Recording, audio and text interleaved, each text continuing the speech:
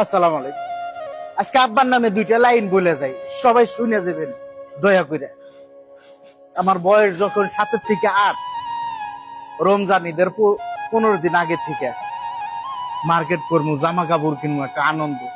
আব্বার সামনে যাই, আব্বা কিছু কয় না, প্রত্যেকদিন কাজে যায়, মাল লগে রাগারাগি করি, মাই কয় কিনা দিব না, চুপ থাকো।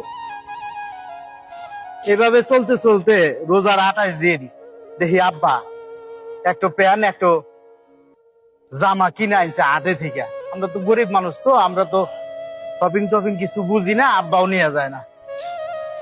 শার্টটা ভালোই দেখা যায়, ফুল আছে, রং চং আছে, প্যান্টও সুন্দর দেখা যায়, কাপড় টাপড় তো চিনি না, পলেস্টারের কাপড়। আব্বার যা সাধ্য আসলো আব্বা তাই দিছে। আব্বা তো গরিব মানুষ, আমাকে মানুষ করতে তার অস্থির অবস্থা। যাক, হারা রাত বড় আনন্দ ফুর্তি করছে, আব্বা শার্ট কিনে দিছে, প্যান্ট কিনে দিছে, কালকে সকালে পরবো, কি আনন্দ। কালকে সকাল যখন হয়েছে, গোসল টোসল কইরা এই শার্ট পইরা প্যান্ট পইরা মাঠে গেলাম।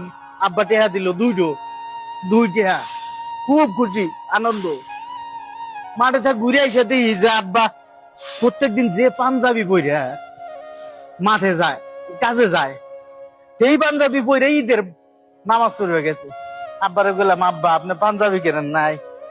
কয় না, এটা গত বছর আগের বছর বানাইছি, এটা নতুন না, এটা দিয়েই তো ইস্তারি করছি, এটা নতুন হয়ে গেছে। আমার খুব খারাপ লাগছে, কিন্তু কিছু করার নাই, আব্বা গরিব মানুষ।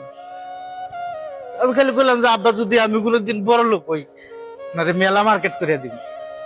তা আব্বা হাত বুলায় কইলো যে আল্লাহ জানি তোমাকে দেয়।